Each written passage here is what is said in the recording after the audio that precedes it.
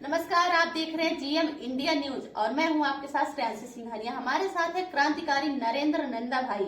आज हम ये जानेंगे जो हल्द्वानी में मदरसे तोड़े गए, वहां पे लोगों की जान गई, क्यों ऐसा क्यों किया गया है, क्यों इतना हिंदू मुस्लिम किया जा रहा है। देखिए 2024 का चुनाव है और जैसा आप जान रहे हैं, कोई भी आदमी अगर इससे सरकार से पूछ ले, शिक्षा पे, स्वास्थ्य पे, रोजगार पे, सुरक्षा पे, बहन बेटियों पे, कहीं पर भी कैसा भी इन्होंने कोई तरक्की नहीं की है।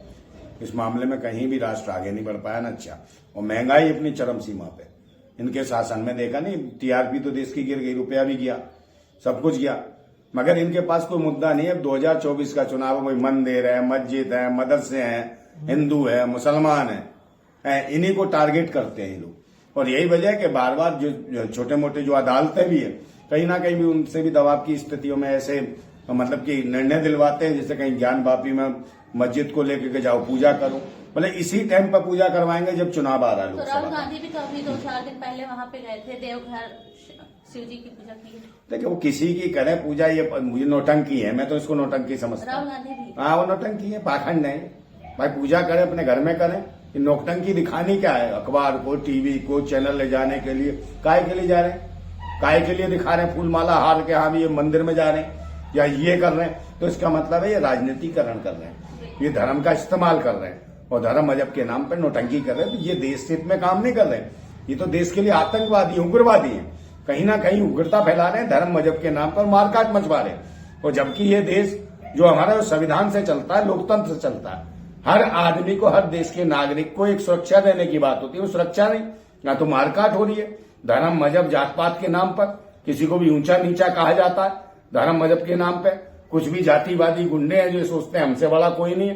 तो ये हालतें हैं भारत के अंदर, कहीं भी अधिकार नहीं मिल रहे, शोषण ही शोषण है। आप महिला सुरक्षित नहीं है, बहन बेटियां सुरक्षित नहीं है, कोई सुरक्षित नहीं है इनके शासन में। कहीं ना कहीं आप ये कह रहे हैं कि ये हिंदू मुस्लिम करवा रही है, और भाजपा की सरकार ने अभी कुछ दिनों पहले की, हम मुस्लिमों को नहीं कुछ कहना चाहते, वो हमारे भाई हैं, वो भारत के नागरिक है, लेकिन जो आतंक है उन्हीं के कौम में आती है। उन्होंने स्पष्ट रूप से कहा कि हमारा दुश्मन कौन है, पाकिस्तान, वहीं से कई लोग आते हैं, वहीं से आईएसआईएस का आतंक चलता है, वो भारत में भी पनप रहा है, इसलिए वो मदरसे तोड़वाए जा रहे हैं। और मैडम अभी पकड़े गए नहीं थे जो मुसलमानों का नाम बदल कर जो कह रहे थे कि भाई इसको योगी को उड़ा देंगे, मंदिर को उड़ा देंगे, कौन पकड़े गए?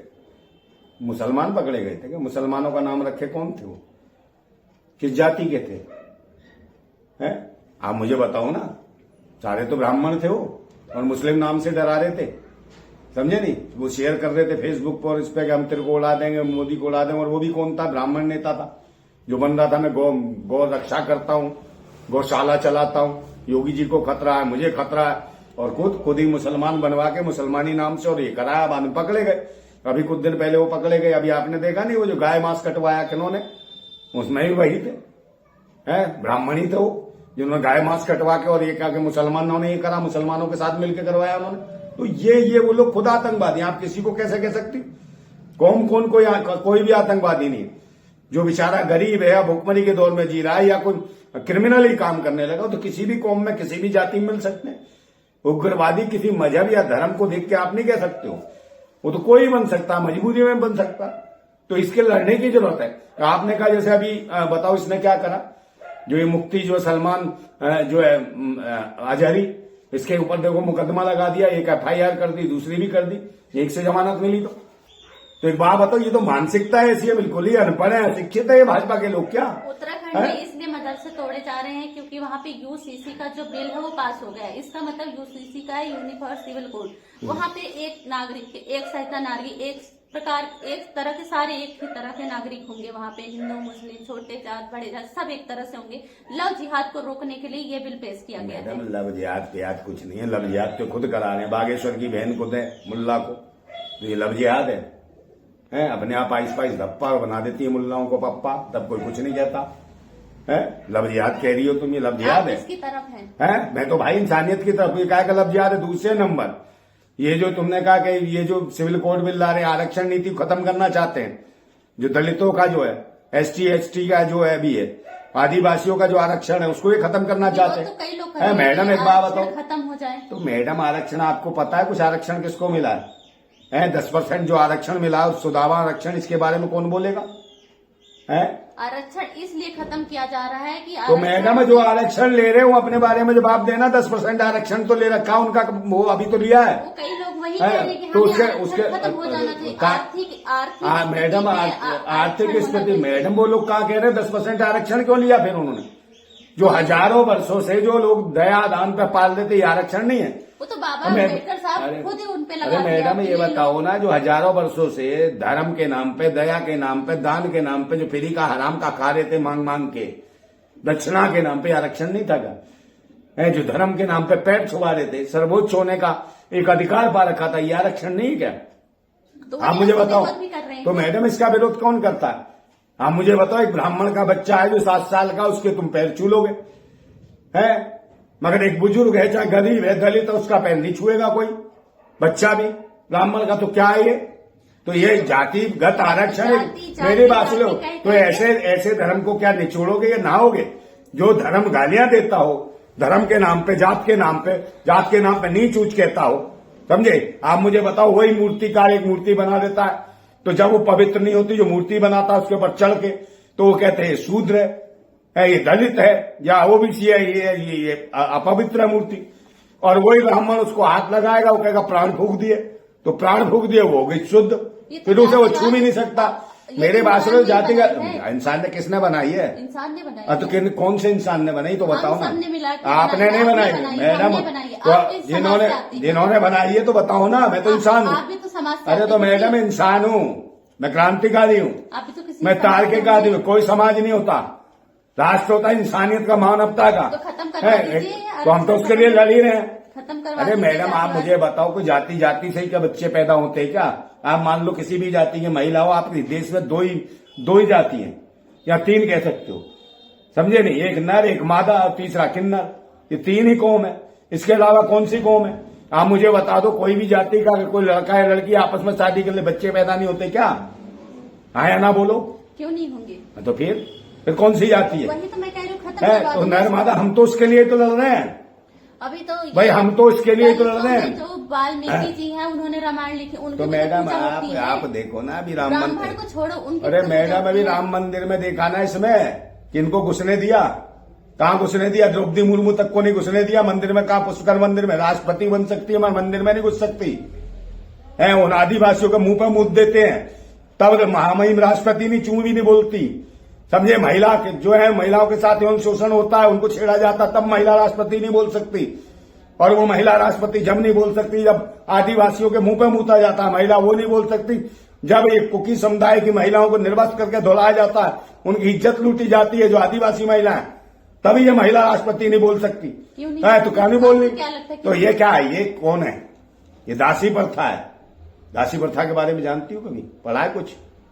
बताओ। उधर देखो, मेरी तरफ मत देखो, उधर देखो। मैं तो आपसे पूछना है। तो मैं अभी तो पूछ रहा हूँ, तुम पत्रकार हो, क्या पढ़ी हो? सवाल पूछ ले। जो मोदी ने कह दिया, जो बीच में ये कह दिया, पहले सही बात समझो तो सही। दासी का मतलब यही होता है ना, जो घरों में काम करती है। मैडम देवदासी, घर का काम, मैडम देवदासी प्रथा होती है।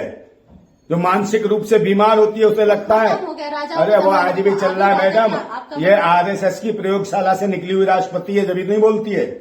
आरएसएस की प्रयोगशाला से निकले हुए मुख्यमंत्री जो फालतू के जो काम कर रहे हैं, समझे? जो देख रहे हैं, धर्म के नाम पर नौटंकी कर रहे हैं और भारत के अधिकारों को छीन रहे हैं। किसानों की जो मेहनत लागत का उचित दाम नहीं दे सकते, और देश के सेना को जो पूर्व सैनिक है उनकी वन पेंशन नहीं दे रहे हैं, और जो वृद्ध हैं उनकी पेंशनें खा गए, विकलांगों की पेंशन खा गए। क्या हुआ? क्या बताओ क्या हुआ?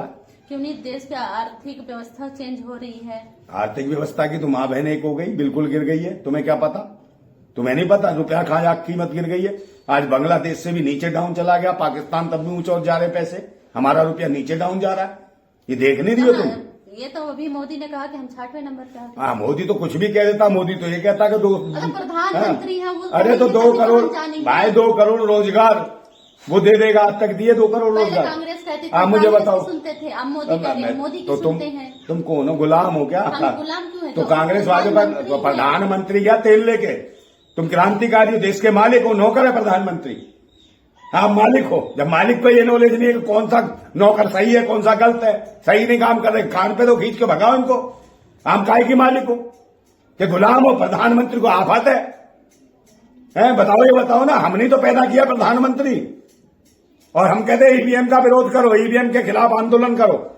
जरूरत नहीं है धर्म मजहब के नाम पे यह ईवीएम को, जो ईवीएम के खिलाफ जो आंदोलन चल रहा है उसको दबाने के लिए हिंदू मुसलमान को लाना चाहते हैं। हिंदू मुसलमान की आड़ में ईवीएम से घोटाला करेंगे। आज तक इन्होंने ये नहीं बताई 19 लाख ईवीएम कहां गायब हो गई भारत निर्वाचन आयोग।